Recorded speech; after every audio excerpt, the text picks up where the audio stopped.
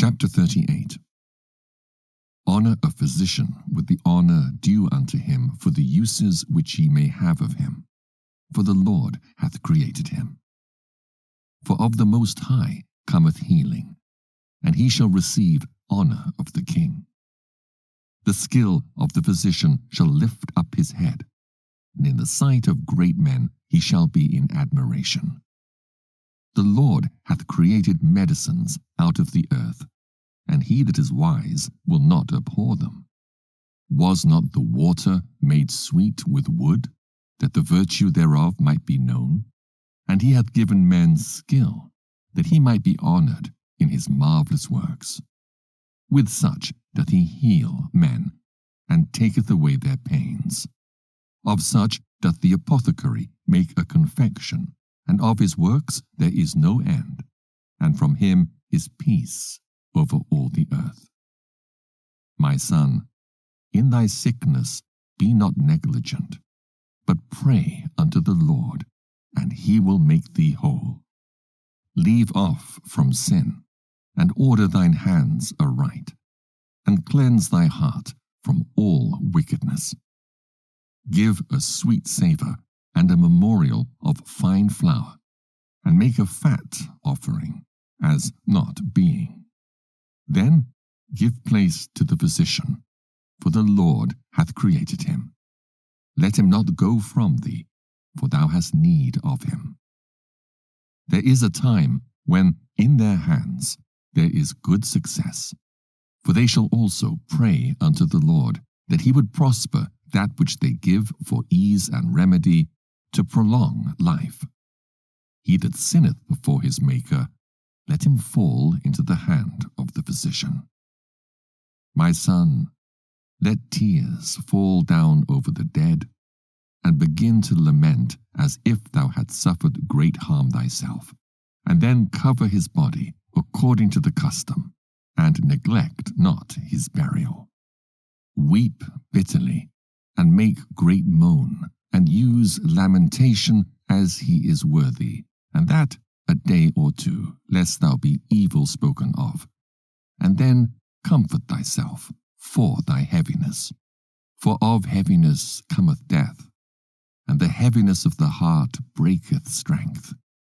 In affliction also sorrow remaineth, and the life of the poor is the curse of the heart. Take no heaviness to heart, drive it away, and remember the last end. Forget it not, for there is no turning again. Thou shalt not do him good, but hurt thyself.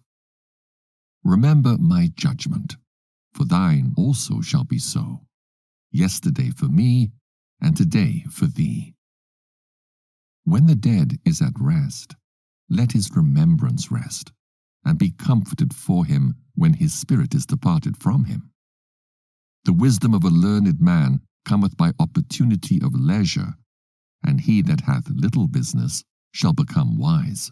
How can he get wisdom that holdeth the plough, and that glorieth in the goad, that driveth oxen, and is occupied in their labours, and whose talk is of bullocks? He giveth his mind to make furrows, and he is diligent to give the kine fodder. So every carpenter and workmaster that laboureth night and day, and they that cut and grave seals, and are diligent to make great variety, and give themselves to counterfeit imagery, and watch to finish a work.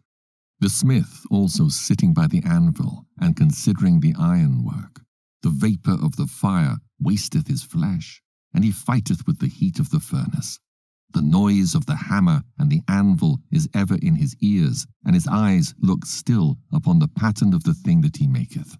He setteth his mind to finish his work, and watcheth to polish it perfectly.